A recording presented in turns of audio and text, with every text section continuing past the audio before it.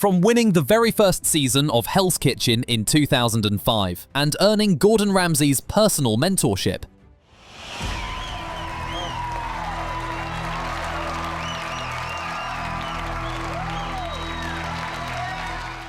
to ending up broke, addicted, and homeless. This is the tragic downfall of Michael Wray, the champion chef who lost it all, and the long, painful road to getting his life back. When Michael Wray stepped into Hell's Kitchen in 2005, nobody expected him to win. He was 27 years old, covered in tattoos, and had dropped out of high school because of a learning disability. But cooking gave him purpose. His parents told him he needed to get a job, and he found his calling in restaurant kitchens. What is that? Scallops. Have you left the roe, sir. The roe. Do you like that? I do. I don't, though. Wray had tried to work with Gordon Ramsay before the show. He actually moved to England and applied to work in Ramsay's restaurants, but kept getting rejected. When Hell's Kitchen started casting, a friend connected him to the producers. He showed up to audition with thousands of other hopeful chefs and somehow made it through. What viewers didn't know was that Wray was already battling an addiction.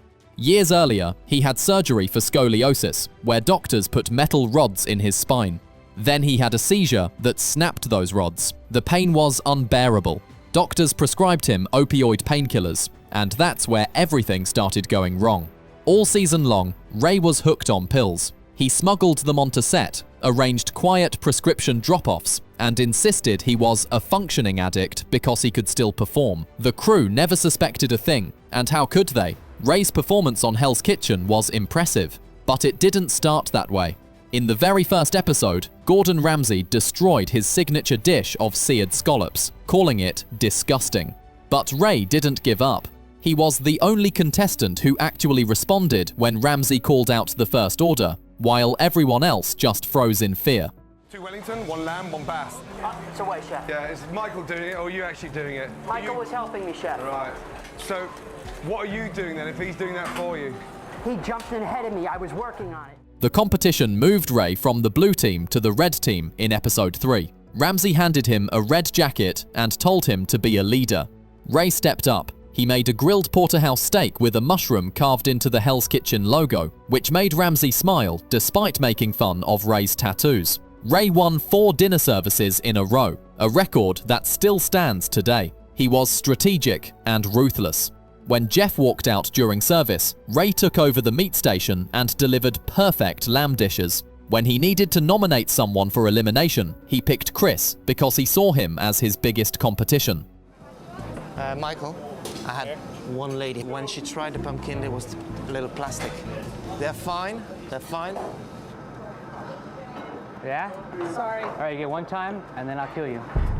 The Black Jackets phase brought new challenges. Only 5 chefs remained, and the pressure increased dramatically.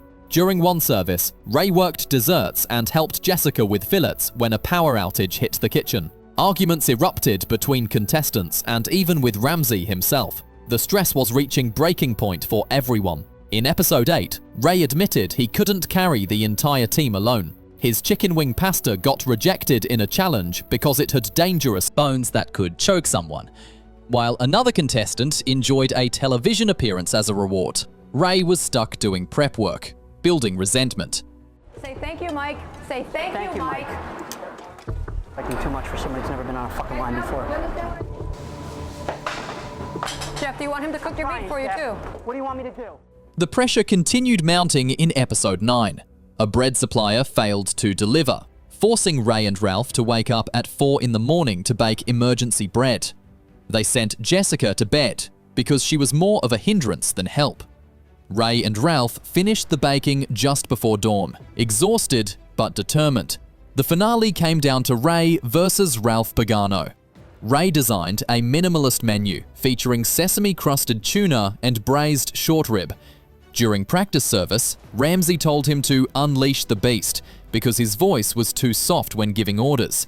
Wray responded by joking that his line cooks moved like old people fuck, which made everyone laugh. Michael, he hadn't said anything to any of his team. Then all of a sudden he just put his head down and he turned around to them and said, You guys cook like old people fuck.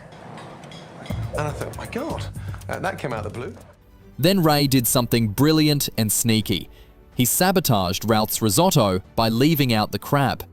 Ramsey later praised this move, and even made it a tradition on the show to test if chefs would catch missing ingredients.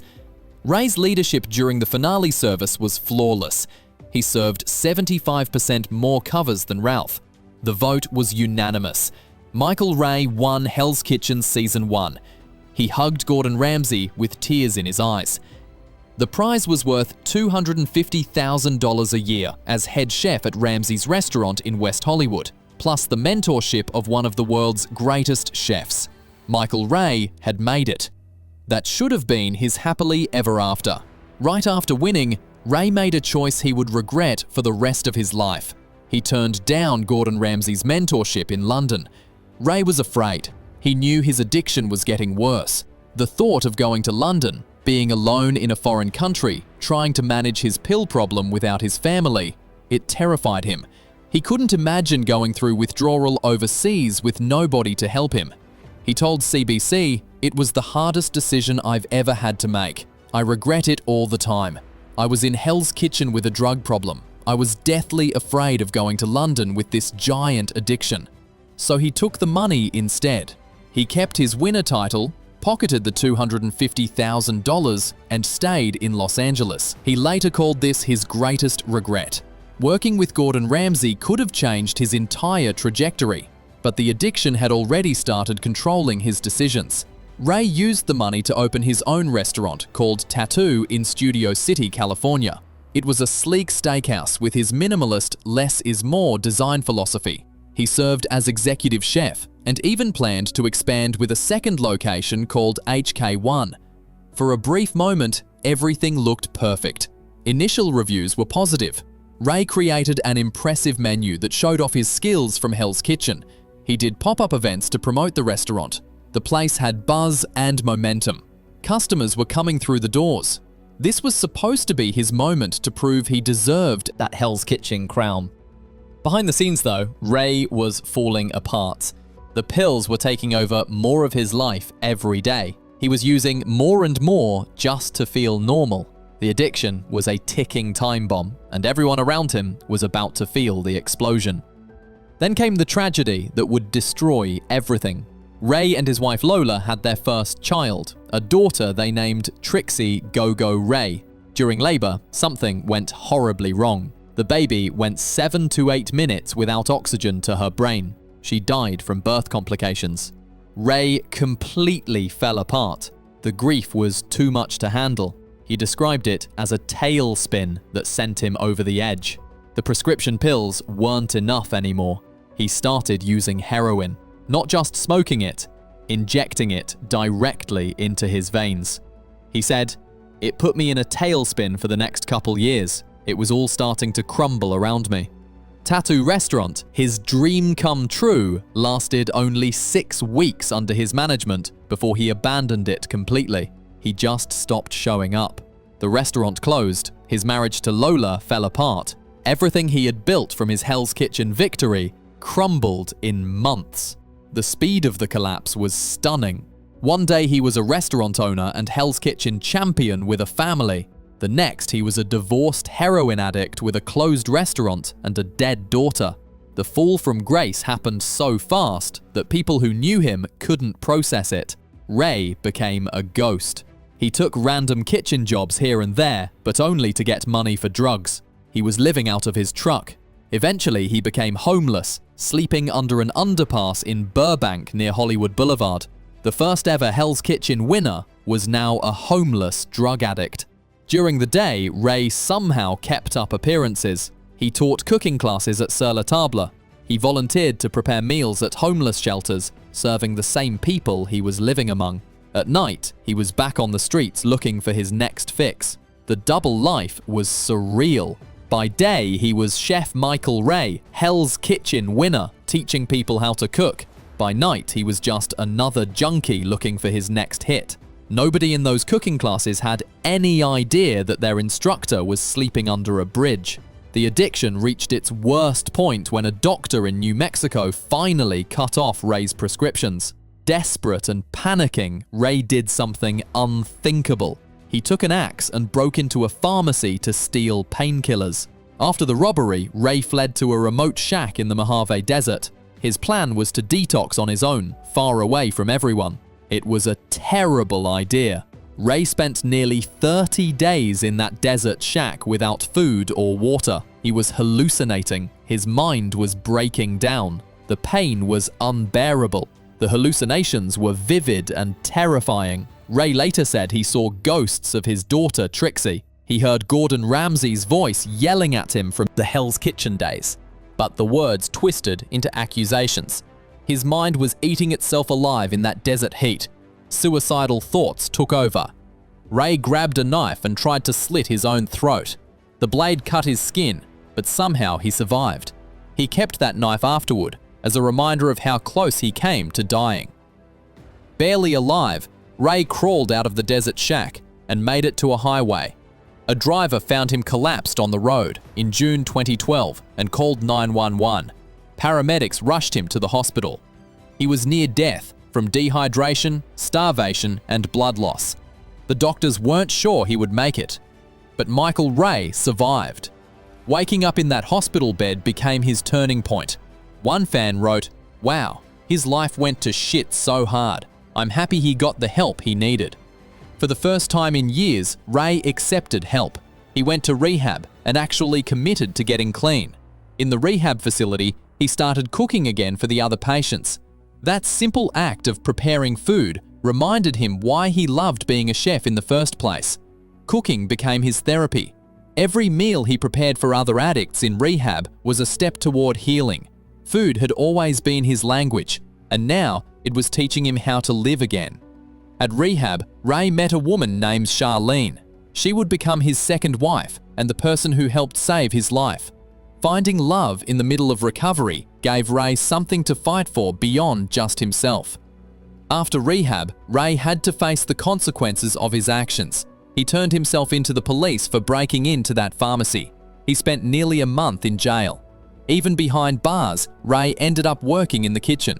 Cooking became his lifeline, no matter where he was. Doctors put Wray on Suboxone to help manage his withdrawal symptoms and cravings. It wasn't an easy fix, but it helped him stay stable. Recovery was a slow, painful process that required completely rebuilding his life from nothing. Wray started at the bottom again. He took a job at a local breakfast cafe, working regular shifts. For 3 to 4 years, he worked steady 9 to 5 jobs at community colleges and small restaurants. He wasn't trying to be a celebrity chef anymore. He was just trying to survive and stay sober. The work was humble and unglamorous. No cameras, no Gordon Ramsay, no prizes. Just showing up every day, cooking simple food and staying clean. These were the years that truly tested Wray's commitment to recovery. In 2018, Michael Wray married Charlene. They had a son together named Osmo. Wray also reconnected with his older son from his first marriage with Lola. Building a family again gave him something to live for besides himself. By 2018, Wray had worked his way up to consulting head chef at Current American Brasserie in San Diego. He wasn't running his own empire, but he was creating acclaimed dishes and leading a kitchen team again. He was financially stable. He was sober. He was happy. The menu at Current American Brasserie showcased Wray's skills with fresh American brasserie fare. He built a dedicated team around him and created an environment where he could thrive without the chaos that had defined his earlier career. Wray kept the scars from his suicide attempt visible. He saw them as badges of resilience, reminders of how far he had come. He talks openly about his addiction now, trying to help others who are struggling with the same demons. One of Wray's biggest dreams is launching a food truck. He started a GoFundMe campaign in 2018 called the Chef Michael Wray Second Chance Fund.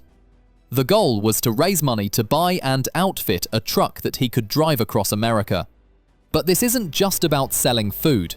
Wray wants to use the truck to travel to different cities, serve meals, and share his recovery story with people battling addiction. He especially wants to reach others in the restaurant industry, where drug and alcohol abuse rates are notoriously high. An investor offered to match donations up to $50,000. which could have given Wray $100,000 total for the project. The fundraising has been slow but steady. Wray calls his concept Hell on Wheels, and he envisions catering weddings, serving gourmet food at music festivals, and doing community outreach. The food truck concept has multiple purposes.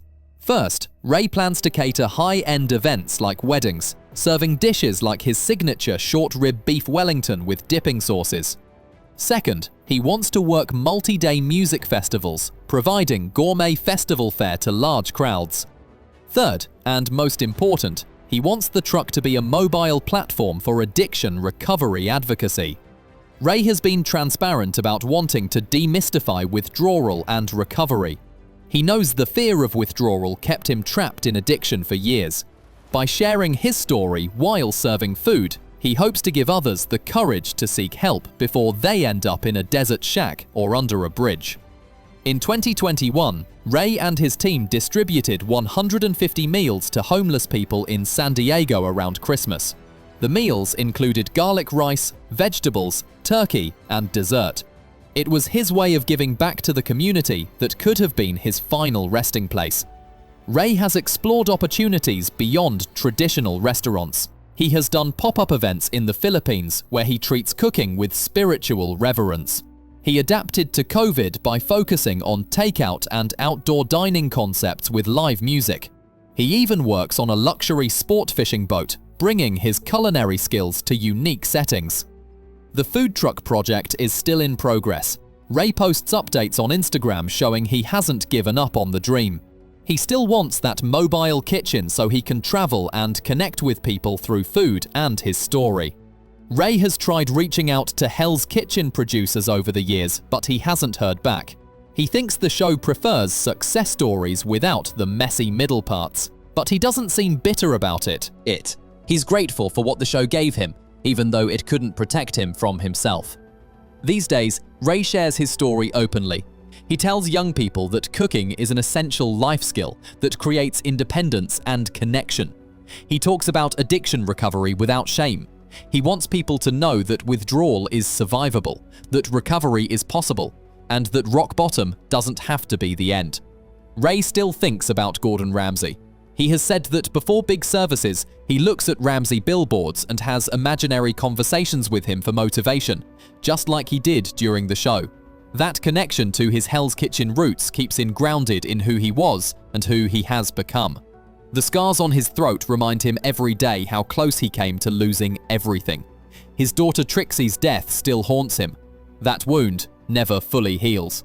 But Wray has learned to carry the pain instead of letting it carry him. His advocacy work has become a central part of his identity. Wray wants to create a non-profit concept tentatively called To Hell and Back that would support restaurant industry workers and others navigating addiction. The restaurant industry has notoriously high rates of substance abuse, and Wray understands that world intimately. Michael Wray went from reality TV champion to homeless addict to recovery advocate in less than 2 decades. His journey shows the brutal reality behind fame and the power of second chances. Today, he's proof that your worst moment doesn't have to be your last. If you want more stories about the real lives of reality TV stars, subscribe to stay updated.